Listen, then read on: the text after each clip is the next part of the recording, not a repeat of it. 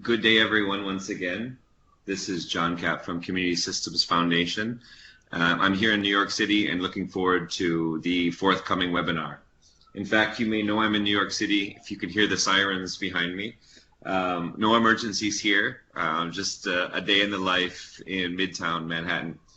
We're very glad to have you all with us, and we look forward to the first in the CSF webinar series for 2018. The topic of the discussion today is data for all transition strategies, and we look forward to the conversation to follow in this webinar. Our approach today will be a presentation of some ideas from CSF in regard to transitions toward monitoring for SDGs. And throughout the session, we very much hope to have an interactive discussion with you. In terms of housekeeping and an approach to this webinar, we would suggest that as the presentation goes forward, if you have any questions or comments, please feel free to use the chat in this webinar window to share them directly. We're scheduling time for questions, answers, and discussions at the end of the presentation, and we will most definitely circle back to your questions at that time. If you'd like to verbally share a question or a comment, you could also use the chat to indicate that you'd like a chance to speak, and when the time comes, the moderator will give you a signal and we will engage your microphones. The webinar will be recorded, and soon after the session we will be making the link to the recording available and the slides as well. So we hope at this stage we're in a position to begin. We're most looking forward to the discussions today following the presentation and hearing your thoughts on the topics at hand. Once again, my name is John Cap. I'm the Executive Director of Community Systems Foundation. I feel it may be helpful to begin with a very short introduction to the organization. Some of you know CSF very well from working with us in the past, but I recognize that others may be new to the organization.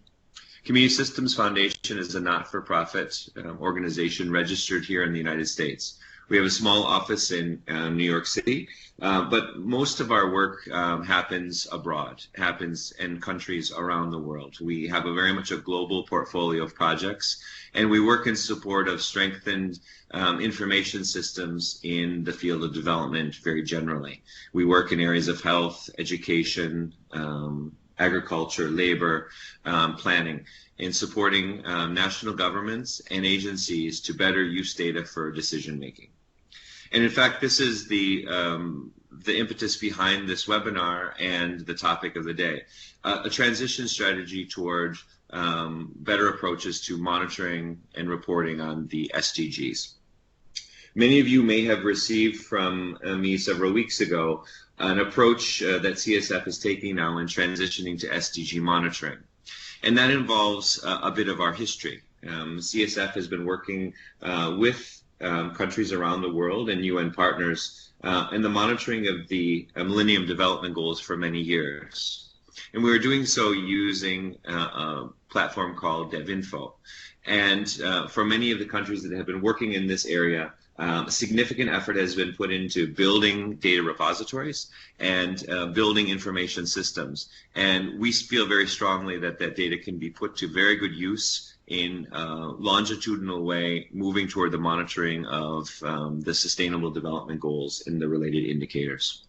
So the aim of this webinar is, in fact, to discuss some suggestions for a transition strategy, how CSF sees that working, and to set some examples of the work already in hand in many countries around the world.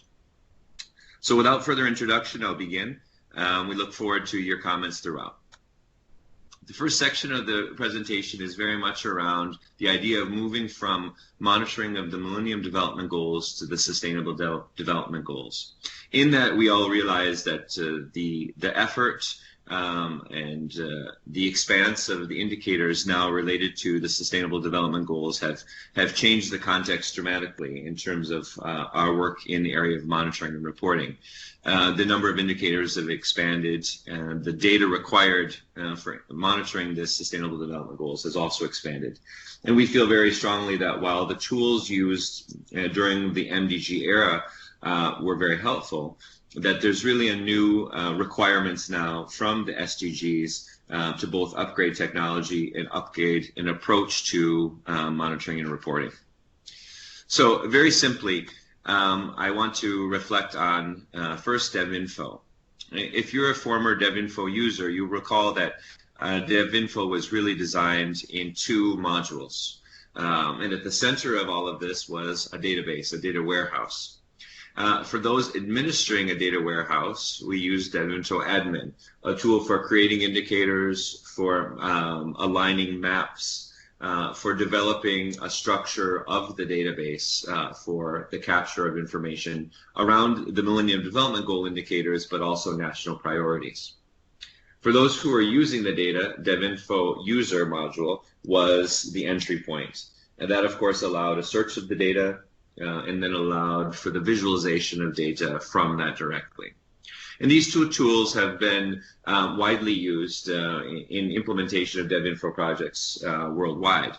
But again, at the center of this is a data warehouse. And we feel very strongly, for reasons I'll explain in a few minutes, that the data warehouse, in fact, remains very relevant and can continue to be leveraged as we move toward new technologies and new approaches to monitoring the SDGs. We see it like this.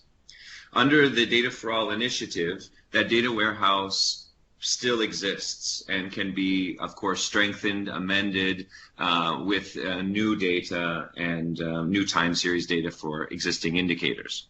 But the tools to access the data in this warehouse are now being updated. And under the Data for All initiative, we think about these tools in four categories, no longer just admin and user, but four categories of data tools that we'll be discussing in this presentation.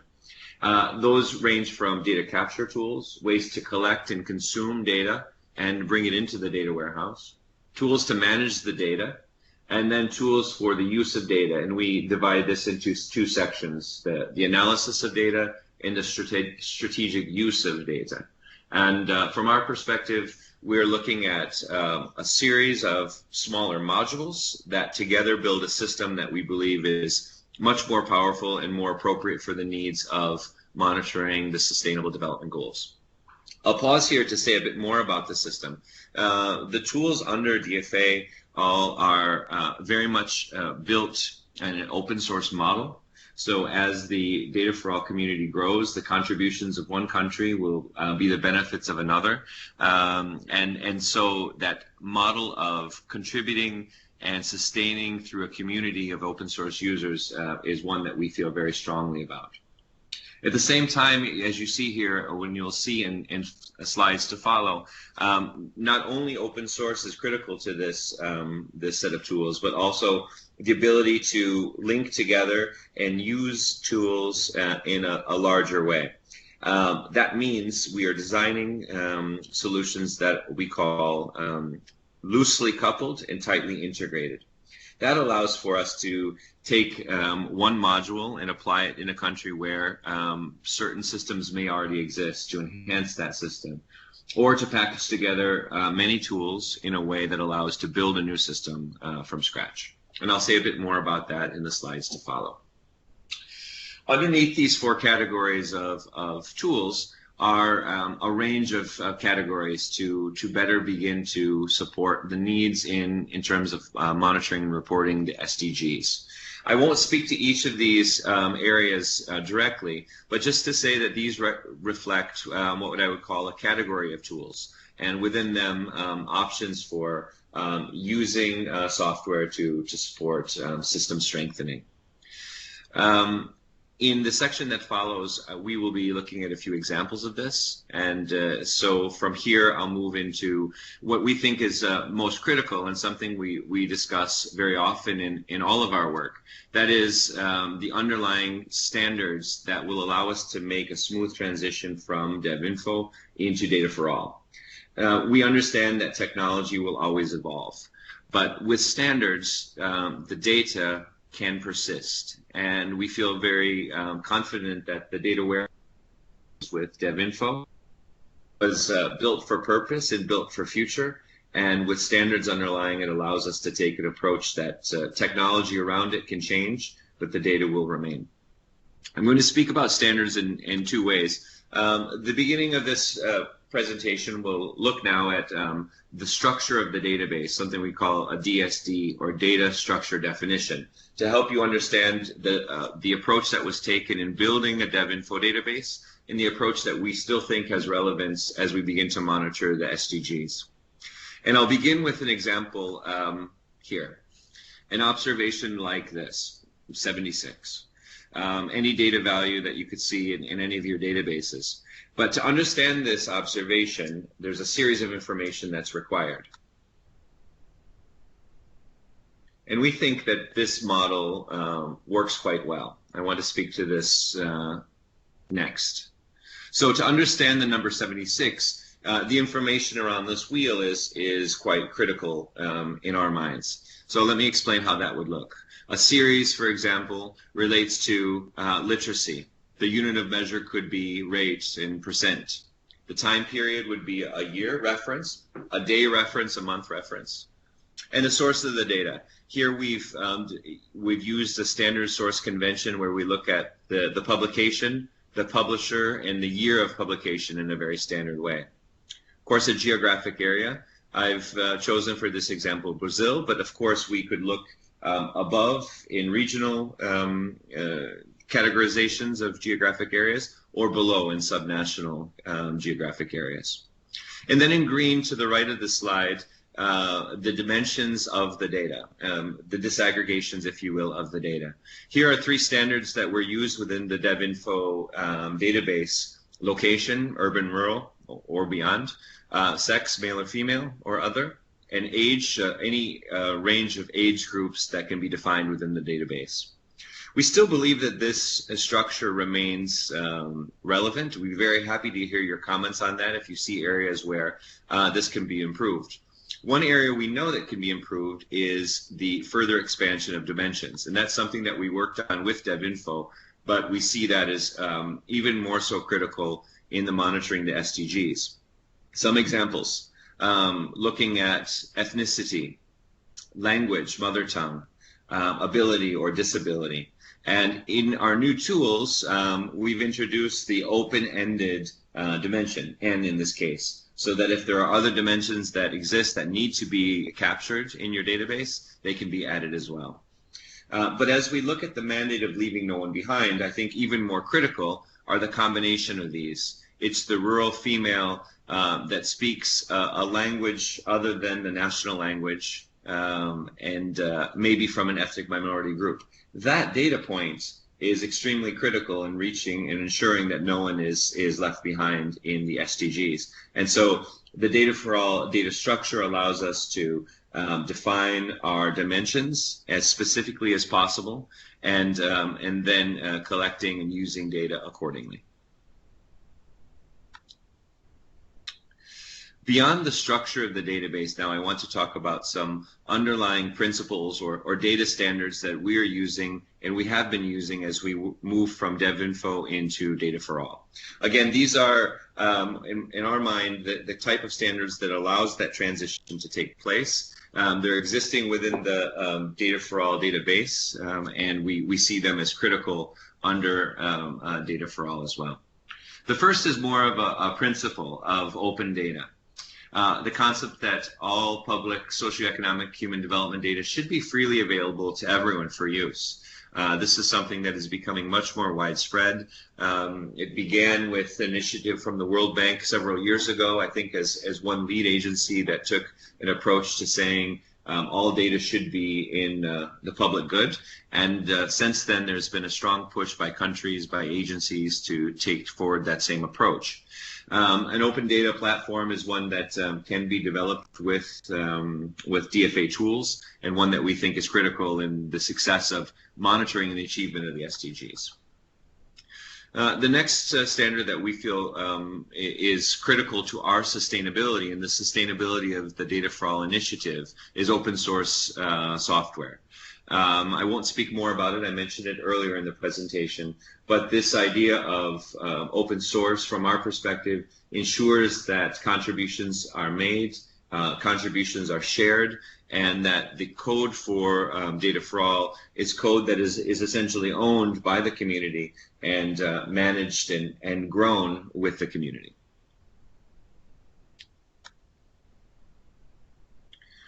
The next series of slides refer to underlying data standards, and the first is from our perspective perhaps most critical, and that is STMX, the Statistical Data and Metadata Exchange. You'll note that in each of these slides there is a reference to further readings on these topics, and I'd encourage you in every case to go further in your research and understanding of these topics. Underlying a DevInfo database is an SDMX approach that allows for standardization of statistical business processes, allowing for really essentially the exchange of statistical data and the metadata that goes with it. SDMX was first used in the European banking system, where they were looking for ways of transferring currency, or data on currency, I should say, at a time when standards didn't exist. The standard applies as well to the financial section as it does to the development sector, in that it allows us to define an indicator, define the metadata around that indicator, to move away from language of an indicator name to codes that make up an indicator name. That allows us then to avoid any issues with language. The indicators become language agnostic because they're based on underlying codes in the way that they were defined. And it allows us, as we look, for example, between line ministries within a country, at the ability to exchange data freely and with confidence, understanding that that data value, that observation, has a shared meaning and a shared understanding. Of course, that exchange of data horizontally is critical, but it's also critical in a vertical system as well, where a province may be sharing data with a central ministry, where a national statistics office may be sharing data in an international way. And the underlying principle of statistical data meta exchange is one that allows that to happen with more confidence and with more efficiency. The next standard that we feel is critical and can't be left behind in any work that we do is a standard around documentation of sources of data, the DDI, or Data Documentation Initiative. And without saying too much here, the idea is around standardizing the naming conventions of sources of data. And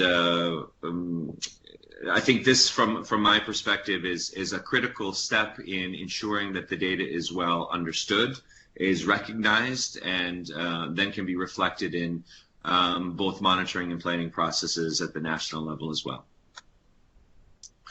The next standard relates to, in a way, a different type of data, but data that most certainly belongs to the realm of development data, and that is data around finances and financing.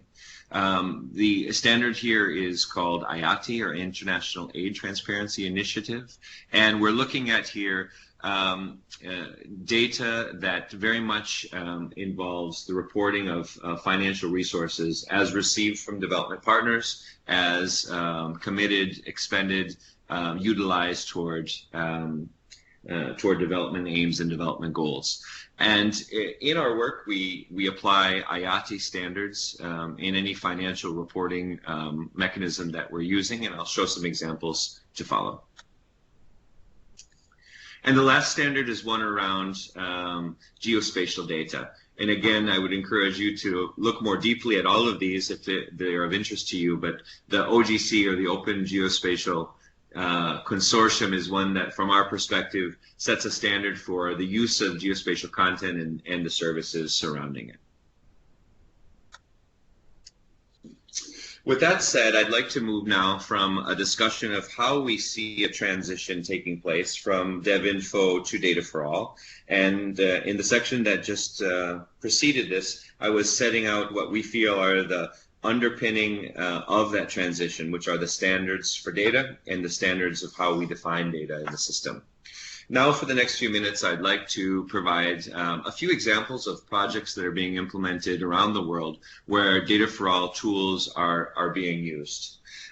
These examples come with much more content here. I'm just showing a few slides and giving you a summary of the initiative, but we'd be very happy to either put you in touch with those who are implementing these projects or share more details about them. To say at this point that CSF is working always in partnership with either agencies or national government or local government for that matter.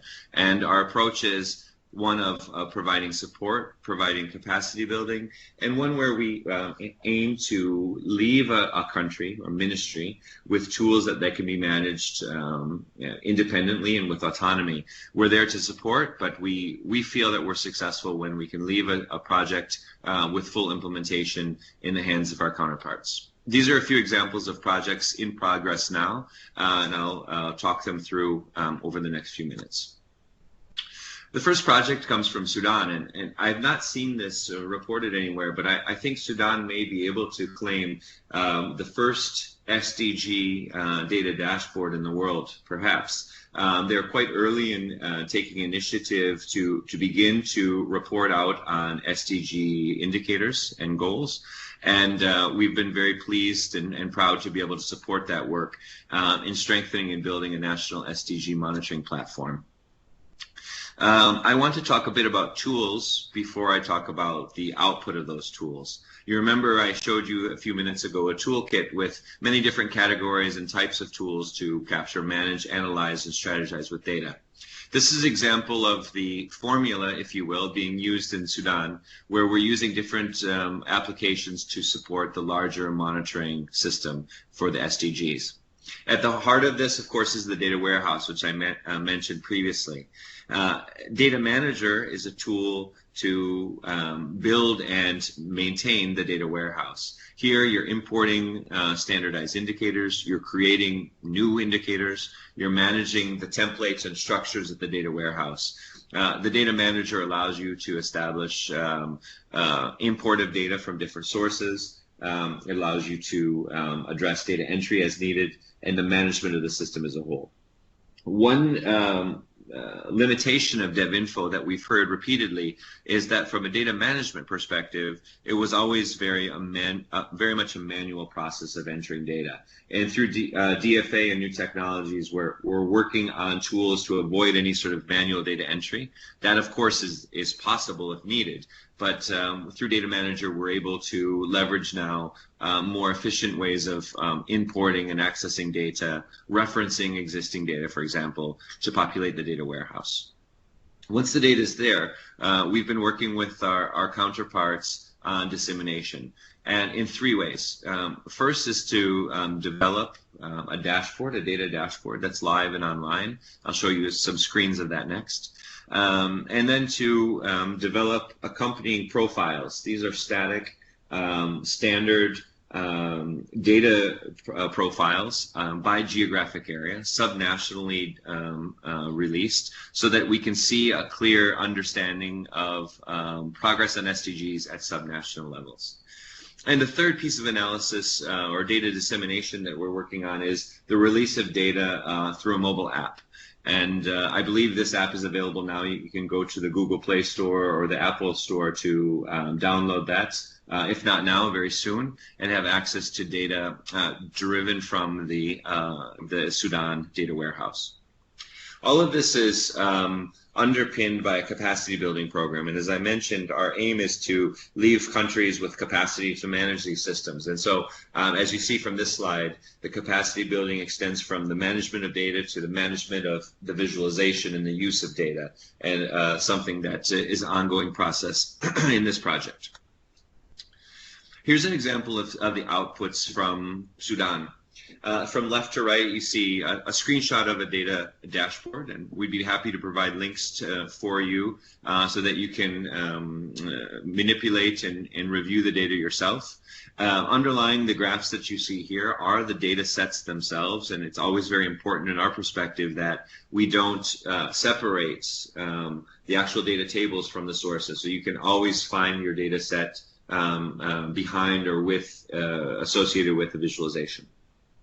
More to the center of this slide is an example of the profile that I mentioned. Very similar you see in perhaps content a bit different in design and our approach, but the idea here is to present a singular view of standard indicators that can be arranged geographically. This has always proven to be very helpful advocacy tool, particularly for parliamentarians, for high-level decision makers who need to have a very snapshot view of information to either make decisions or to inform discussion. And to the far right, as you can imagine, this is a mobile app, as I mentioned, that supports the dissemination of data out of the data warehouse. The next example is from Côte d'Ivoire. Again, an approach of monitoring the SDGs and also national priorities, but taken from a bit of a different perspective. And I think this is a very critical example to discuss here, and one that we're very excited about for many reasons. In Côte d'Ivoire, it's not only about the presentation of the results, the development outcome indicators, but also the monitoring of national plans for the achievement of the SDG goals and national development goals as a whole. So you see here a fairly similar set of tools with two exceptions. On the far right, we're introducing a tool called DFA monitoring. And from our perspective, this represents the possibility of looking at a results matrix in a way that allows for a more detailed understanding of progress against targets, progress against plans for the achievement of goals. And we'll look at this in a conceptual way in the next slide. Here's an example of the system that's been conceived in Côte d'Ivoire. From the top left, you see an example of a results matrix from the National Development Plan of Côte d'Ivoire. As most development plans, this is multi-sectoral and covers agriculture, labor, health, education, child protection, nutrition, etc. But as you know, in working in this field, a plan like this will have indicators that will monitor certain targets, the goals of the plan. And at that high level, these indicators are very much appropriate. These indicators, however, aren't sufficient in fully monitoring and using data in any of the sectors that the plan covers. So in Côte d'Ivoire, they're conceiving of a federated system where the National Development Plan is being monitored with a set of indicators. And each sectoral plan, as you see in the center of the slide, would share common indicators, but also have a broader set of indicators. In education, for example, both for the monitoring of the education sector plan, and then for sharing of indicators for the monitoring of the national development plan, and so forth in the other sectors in the national government. What we see here as an important breakthrough is moving away from a silo approach to data, using the kind of standards that we talked about earlier, to reference either a single or a set of federated data warehouses that allows for data to be shared, so that the number 76, as it relates to literacy rate, can be referenced one time from one place in many different monitoring frameworks, and in use in data dissemination, and in use in a mobile application, for example. This allows then for more efficiencies and I think a higher degree of accuracy in data as it comes to development data. We see this really at the core as statistical information system strengthening, and one that I think has great potential both in and with national partners, but also with UN agencies as well. To the top right of this slide, you see a logo for SDMX, and that's there for a reason, because this kind of approach then takes on a set of shared indicators with shared metadata related to them. And oftentimes these systems are developed using an indicator registry, so that a single repository of indicators can be referenced in building out these plans at the national level or within the sectors that they're dealing with specifically. This is a very simple screenshot of the output of the system, a dashboard here to give indication of the kind of indicators that are being captured and the measurements that are being undertaken in measuring and monitoring the National Development Plan in Côte d'Ivoire. The next example is one that doesn't represent a project at the country level, but in fact a regional project, and that is the Intergovernmental Authority on Development, Egad, Regional Monitoring and Activity Tracking. I wanted to share this example because I think it also reflects quite an exciting technology that's being applied not only in this project, but also in others as well, and that's enhanced use of mapping. Again, a recipe, if you will, of the kind of technology that's being packaged together to support this initiative. Here you see many of the same components with the addition of mapper and advocacy materials. I want to highlight advocacy materials here because for Egad, they see this communication campaign surrounding the project is equally important in ensuring that the project has sustainability and is being used. And in the next slides, I'll discuss more about the mapping tool that's being deployed with the Egad project. It strikes me that in this webinar, there may be participants from these project countries, and I'd be very happy to hear as we go into the discussion phase of the project, any comments you may have or insights from implementation.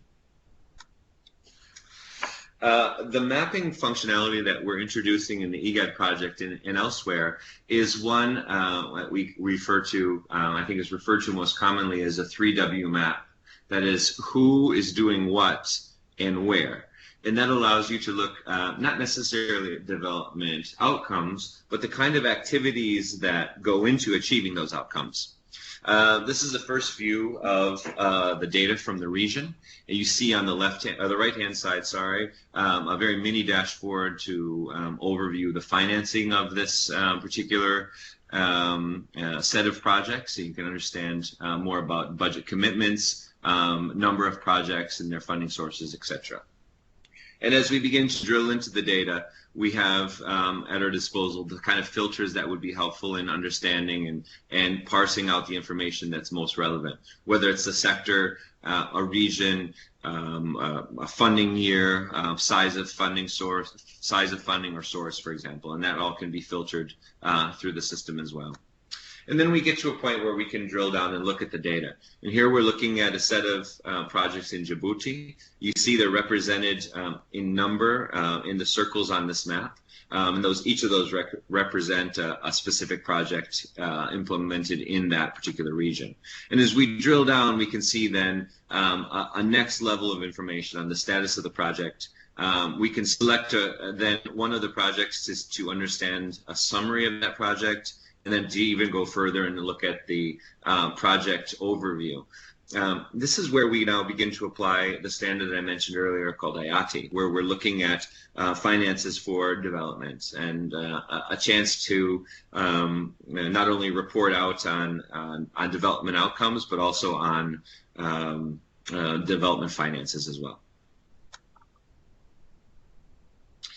The final project I'll speak to is the one that represents, in our mind, I think the most ambitious effort to capture data for the SDGs, and that is the Open EMIS initiative. So far, I've been speaking largely about managing data and disseminating it. And the Open EMIS project in Jordan and in many countries, I think, represents, from our perspective, a very important and significant step in capturing data, and in this case, strengthening administrative information systems in education particularly. The Open EMIS project is a collaboration between UNESCO and CSF, where CSF is a technical partner for implementation.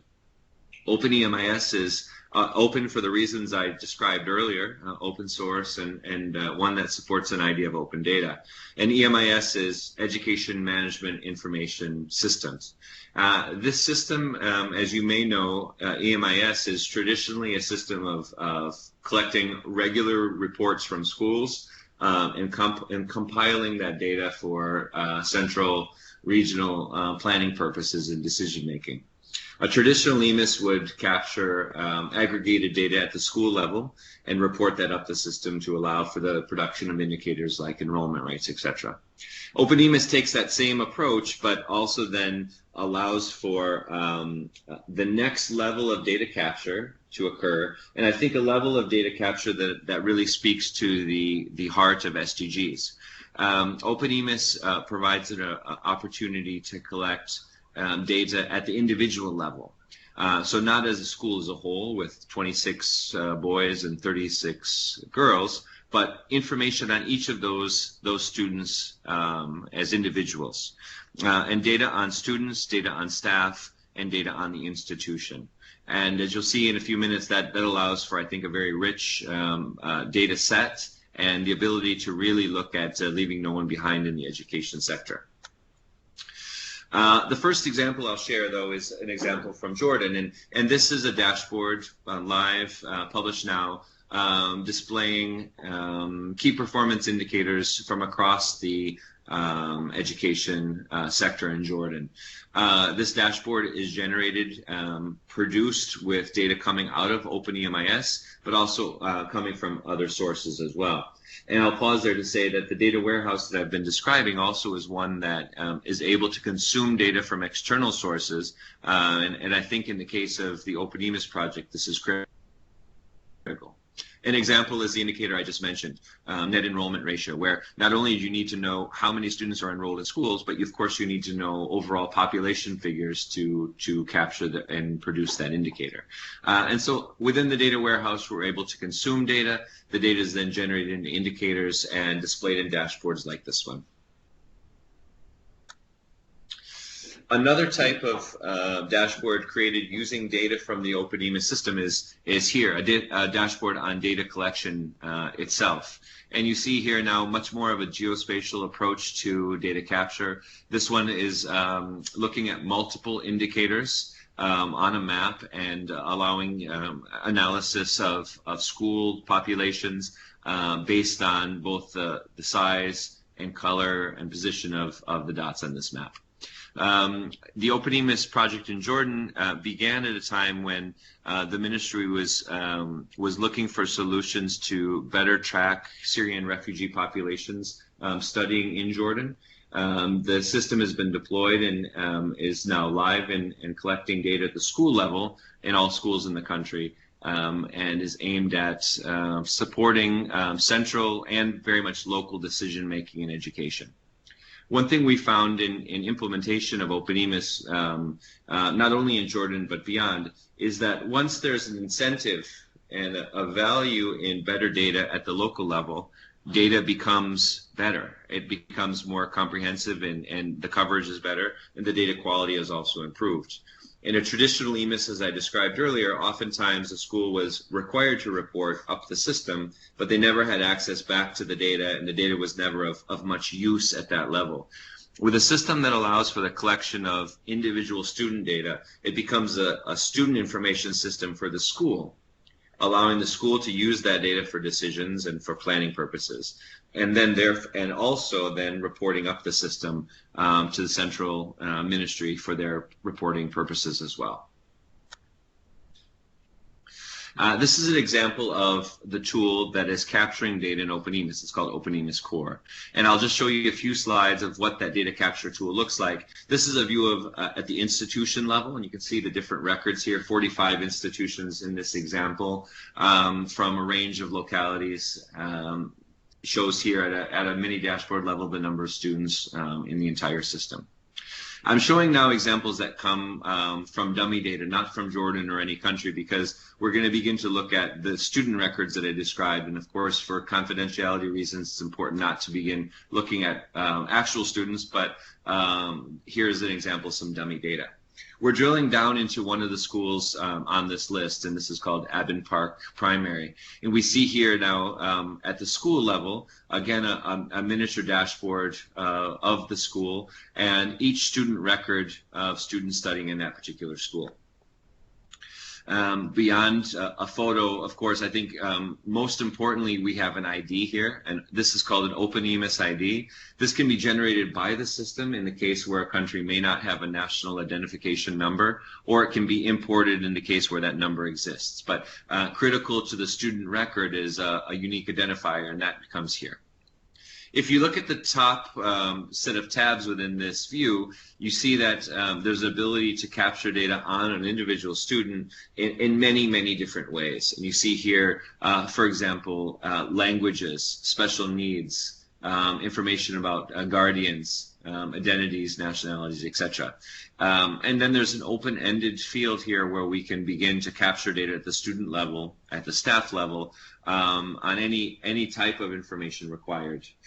This also includes performance in education, attendance, behavior, and results in education as well.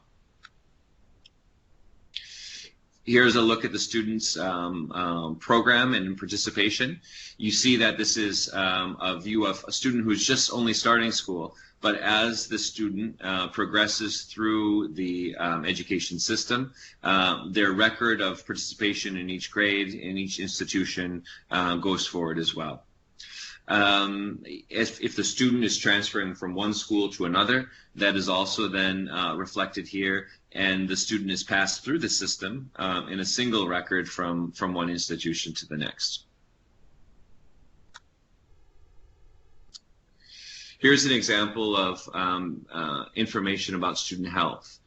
We were just participating in the Statistical Commission, the annual commission here in New York, held at the UN. And one of the topics of discussion was around not only health information, but information about disability or differing abilities. And here within this sect of data in OpenEMIS Core, we can not only collect information about health, but also about differing abilities. And we're very happy to have leveraged work done by UNICEF and the Washington Group on functional classification of disabilities to allow a teacher to document and record information on each student so that information can be more widely used. Again, this information is critical for a teacher, for a school to address the needs of their student body. But having information on each student then allows for the production of indicators and the reporting out on both national priorities and the SDGs as well. I'm just following along in the chat and seeing that some of you aren't able to see the screen consistently. I think that a refresh generally will work. If not, I apologize for that. The slides and the presentation will be made available, so I'm hoping you're able to listen in and then refer back to the recording if you're not able to see the screens at this stage.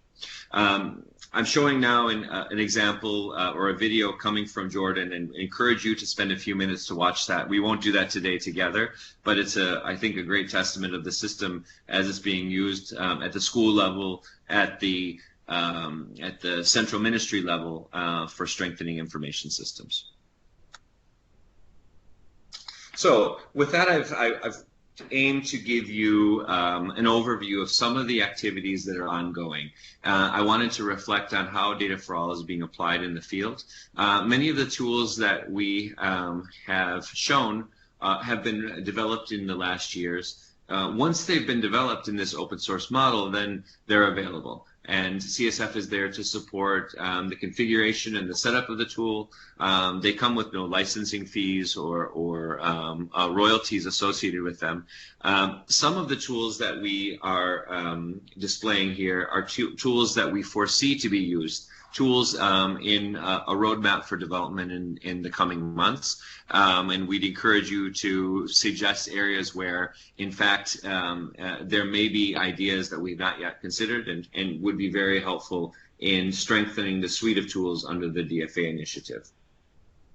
As a next step, we'd be very happy to engage with you more directly. If you have ideas or suggestions, if you have a project implementation that you'd like to discuss, I'm certainly available to discuss with you at any time how implementation could take place. My colleague Javita, I've copied here with email address as well, is working in areas of our program portfolio development, and would be happy to discuss with you potential for a work plan.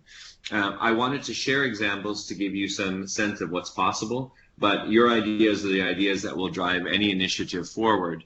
And so in this case, if you have suggestions of implementation, we'd be very excited to hear your needs and see if we can find solutions to fit those needs.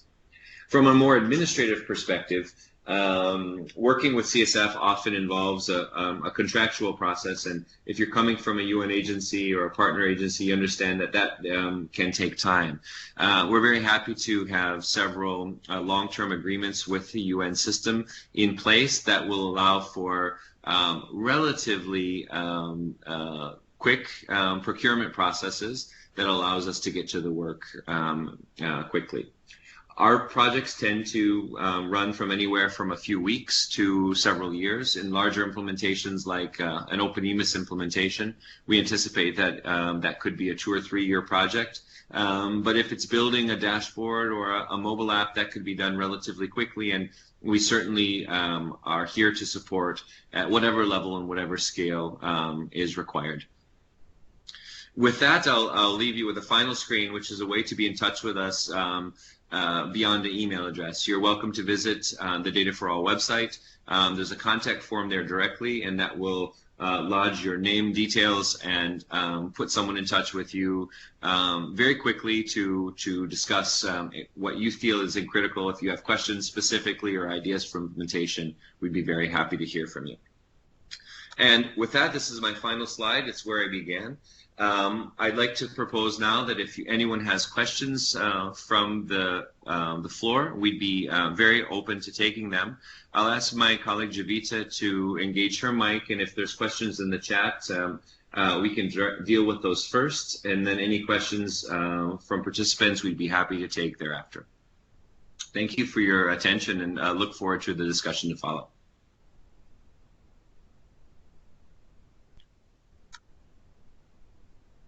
John, this is Javita. We do have a series of questions right now. We have one from Maezo. If you can see the chat, John.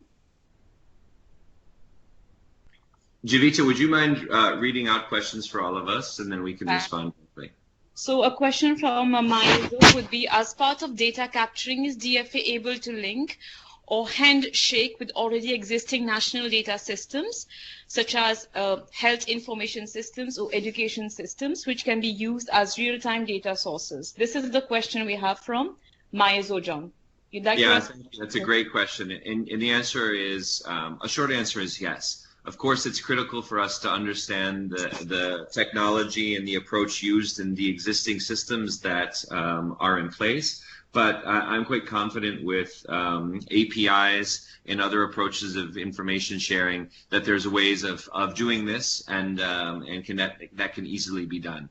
I should say that one of the first steps we take in I think more complex projects would be to take a needs assessment, visit to the country, and to understand the technical requirements, the program requirements of the project. In the case of, as you just mentioned, I think quite rightly, there would be a need to look at the technologies used in other systems, but there certainly are ways of linking and handshaking to make that data exchange possible. On top of that, of course, is the need to have a strong data policy at the country, and oftentimes that is something that follows a demand. If it's not in place, that's something that would certainly then that would follow, and it would be something that would guide and sustain any kind of process.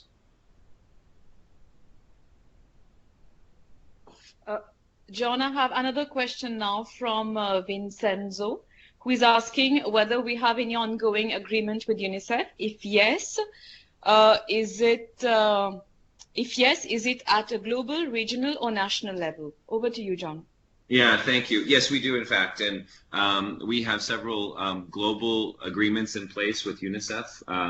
One of them is very sector-specific in the nutrition sector, but another is quite generally available for the use of and support to data-driven initiatives. And that is a global LTA that can be leveraged at any level within the UN system. For those who aren't familiar with long-term agreements, if you're working within the UN system, if one agency has an LTA, if you come from another agency, you're often able to leverage that same agreement and then move very quickly through procurement processes. So the fact that there's LTA with UNICEF would mean that UN Women has and does leverage that LTA other agencies do the same. And we're happy to share more details about that if you have specific questions about it. John, there is a question from Desiree asking what types of programs are used to build the dashboards? Yeah, thank you, Desiree. The tool that I described earlier in the presentation is something we called Dashboard Builder. In fact, we didn't want to just build a dashboard and hand it over to a country. We wanted to create a tool that would allow that data administrator to create his or her own dashboard. So we've in fact developed a tool, we call it Dashboard Builder, where we also build our dashboards and provide the tool for counterparts to do it themselves. It's one of those, I would say, DIY approaches, do it yourself if you would like to, and we feel like this is a very critical step in sustainability. So that Dashboard Builder tool is available, and it's something that we use for our own work, but we also will put it in the hands of any project so that they have the ability to do that themselves. Now, that being said, we also are approached very regularly by different agencies that may have agreements ongoing with proprietary software and proprietary tools. So we're working on a project now where we're using proprietary tools from Microsoft and other tools to build dashboards. But our main strategy and approach is very much this open source approach and using things that come without licenses. John, a question from Fleming. He's saying we have been using Devinfo 7 for management of our transport sector data. Is there an option of migration and addition of more of the tools in the DFA? And just wait a minute. And he also asked, if yes, what are the requirements? End of the question. Yeah, thank you for that. Those two questions are really at the heart of what this presentation really aims to discuss. So underlying your Devinfo 7 is a data warehouse, and that data warehouse is very much able to make a transition into using and leveraging data for all tools. So these tools exist. We'd be very happy to discuss with you more specifically how to do that. In this case, you would not be losing the ability to leverage and use the data that's existing in your Devinfo 7 database, but then on top of that, you would have the ability to use new tools for both importing or capturing more data, but also stronger tools for the use of that data once it's in the system. Requirements, essentially, as the database is in Devinfo 7 format, I think the requirements have been met in that regard, and we'd be very happy to have a more detailed technical discussion with you to better understand how that can be used specifically.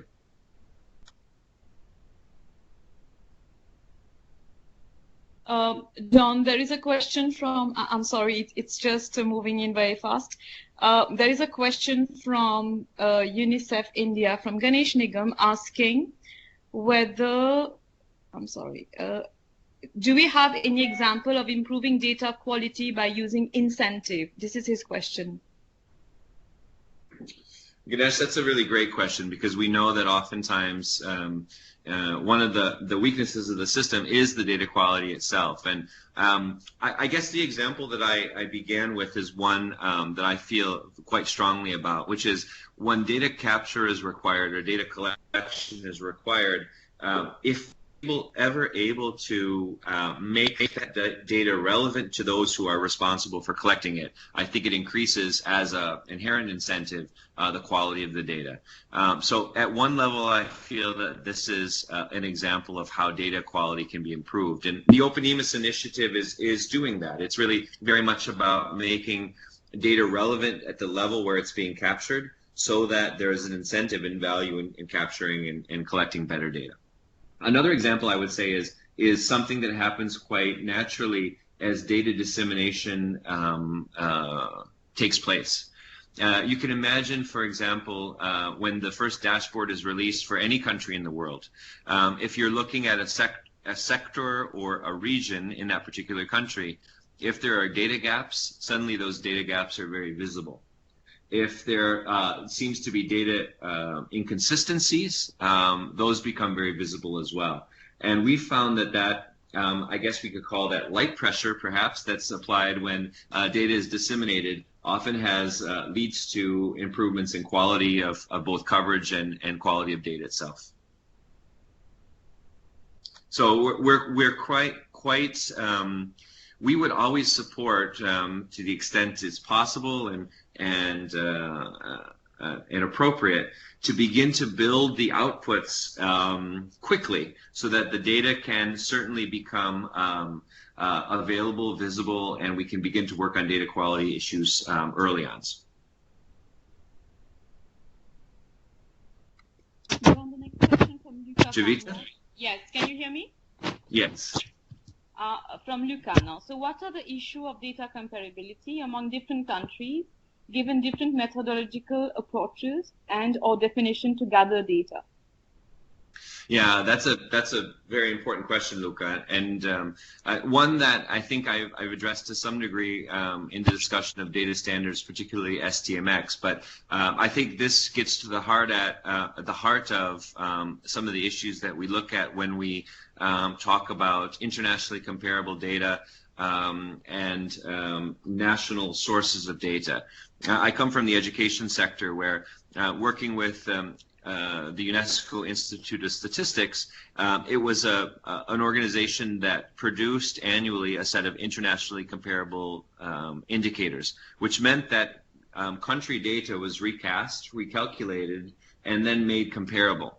And at that level, that comparability was defined by the methodology that UIS applied. When indicators are calculated nationally, of course, this means that perhaps the calculation, the source of data will differ, and comparability is an issue. I think the underlying metadata then is what's critical, ensuring that we understand, to use an expression, when we can compare apples to apples and not apples to oranges. And I think it's important to lean on and rely on sound metadata to be sure that can take place.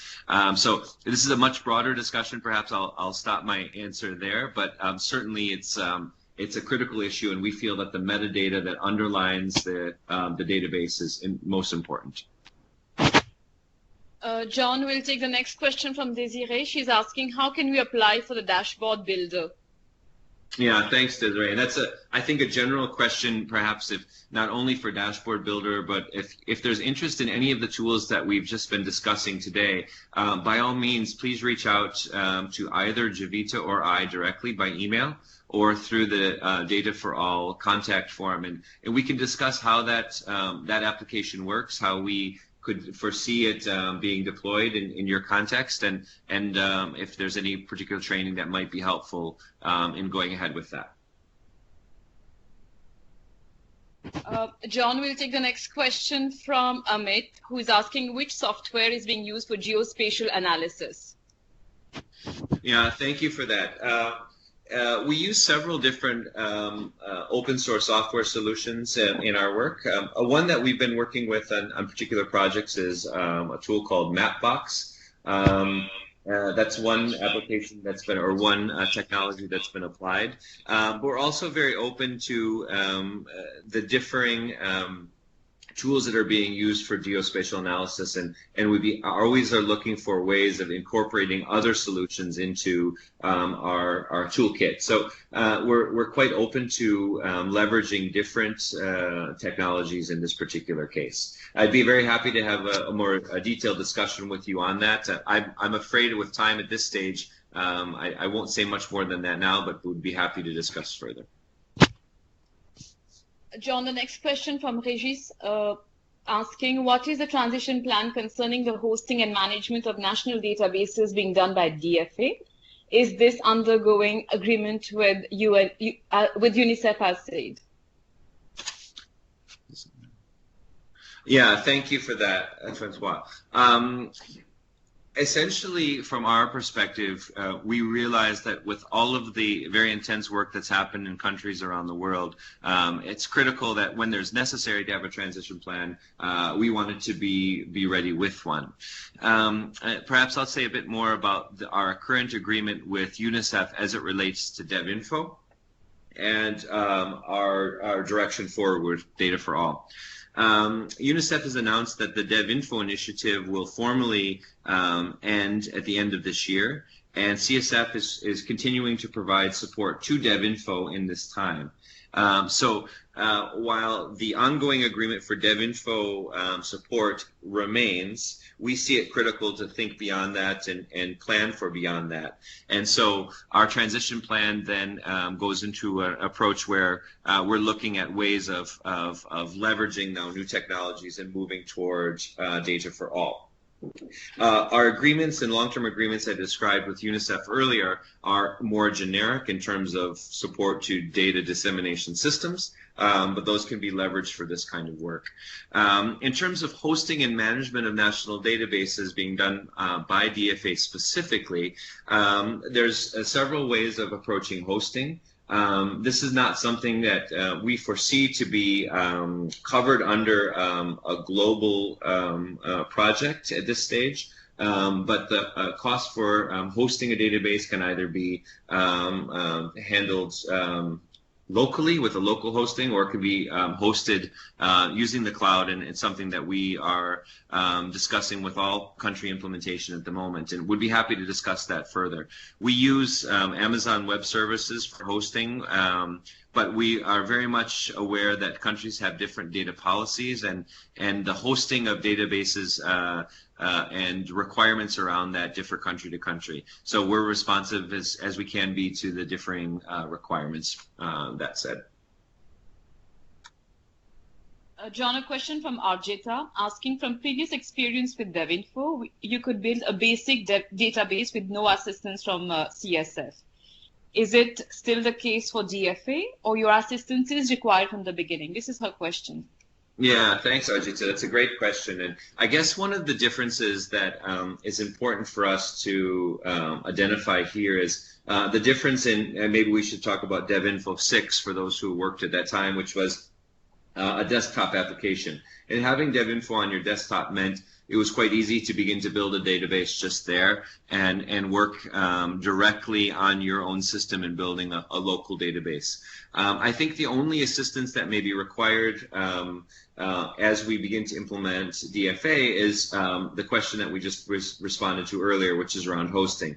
As Data for All is generally a web solution or a cloud solution, then the instance would need to be hosted, and then the building of that database could commence. And I think that you would find the data manager tools for building a database are fairly simple to use, and once the system is launched and hosted, then you could get directly into the work of building a database. So I don't see the administration of a database as an issue, but maybe the launch of the application would be the only issue that would perhaps change the equation in moving from DevInfo to DFA.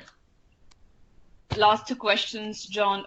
One from Sylvester asking, are the UK and US SDG online platforms running on the DFA platform?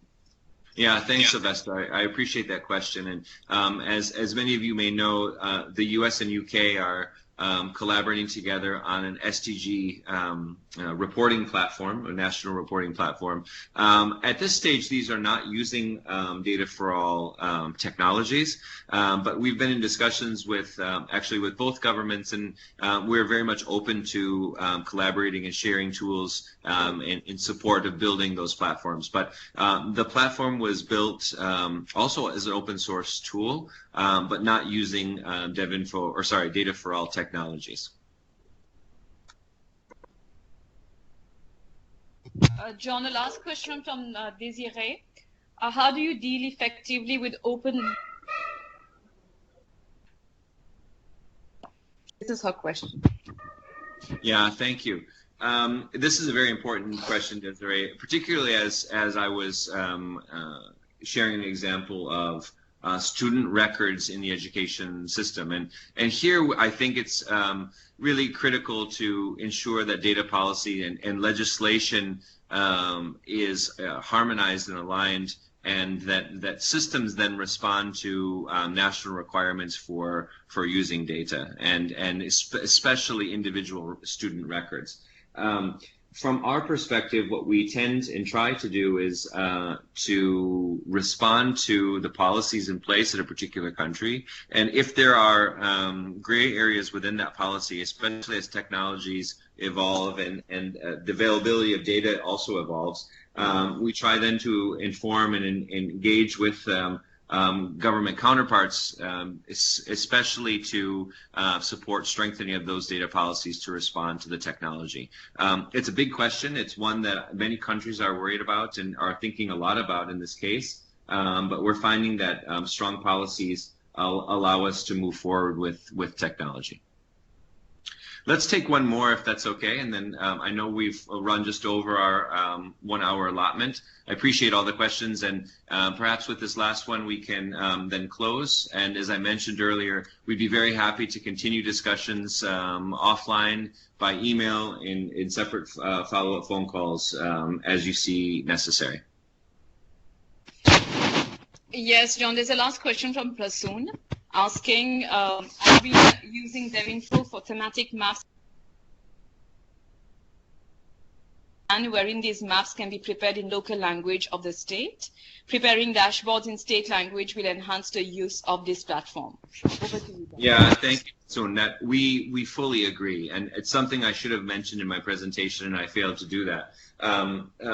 All data for all tools are open to be applied in any language, and from that perspective, both the content of the database, let's say, could be developed in local language, and the application itself can also be developed in local language. Example is in Jordan, where OpenEMIS is deployed in Arabic.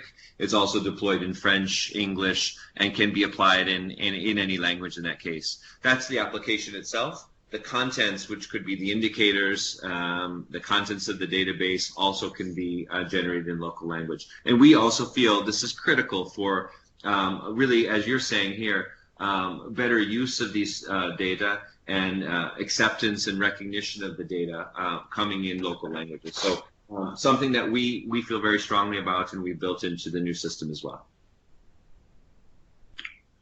So with that, I want to say once again, thank you on behalf of Community Systems Foundation. We very much appreciated the presentation, the time to discuss with you after the webinar, and we look forward to follow up with all of you. As I mentioned, this webinar has been recorded and will be shared. We'll make a link available if you'd like to have access to the recording, to the slides, but more importantly, to whatever you feel are appropriate next steps. We're here to support and would be very happy to discuss with you further. Please don't hesitate to be in touch, and we wish you a good morning, good afternoon, good night, wherever you are in the world, and look forward to engaging with you soon. Thank you.